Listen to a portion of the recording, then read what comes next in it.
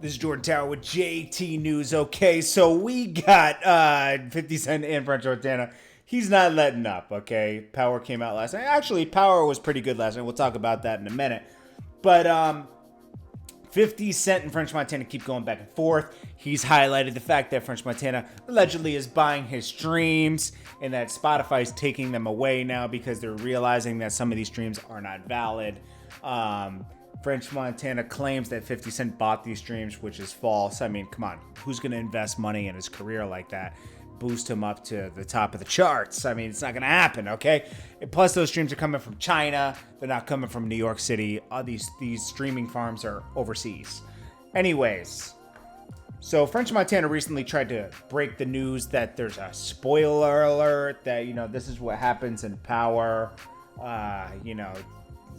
Kind of corny because that's going to affect everybody watching. He said, Power fans 59 don't show you who got ghost tomorrow. He's going to try to drag out this last piece of Power and highlight tomorrow's episode. I think that's pretty clever how they're doing that, where they're going to backtrack everybody's story leading up to Ghost disappearing. They're probably going to do days leading up with Tasha, days leading up with Tariq, and it's all going to connect. I think that's very creative. I mean, there's been whole shows created off of this. 24, there's shows where they follow somebody's story up to a certain point. The whole thing, it's good. So I'm actually impressed with the way they're ending Power. 50 Cent responded with an interview from Pistol Pete. If you don't know Pistol Pete, he's down with Fat Joe, Terror Squad. And he's from the Bronx, and he protected French Montana back in the day. He talks about that. I'm not going to play the interview because it is Premium Pete's interview, and I'm not going to do that. But go watch Premium Pete's interview with Pistol Pete.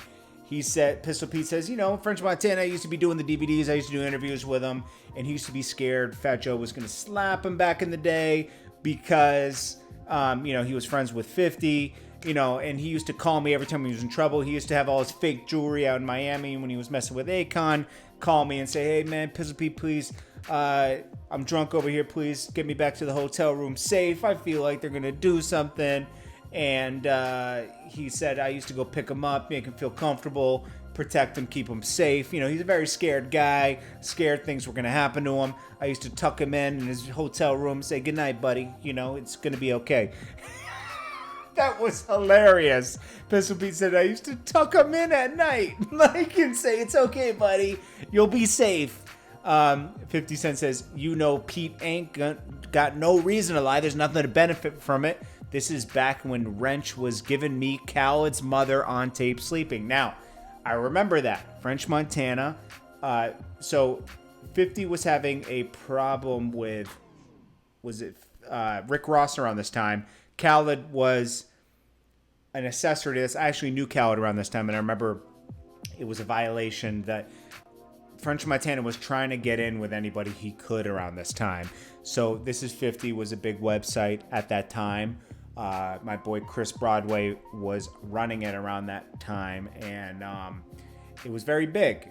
And French Montana got the footage of Khaled's family store and got Khaled's mom on tape, and 50 put it on the website. Now, Khaled was very upset about this because, that's his parents, But French Montana is now friends with Khaled.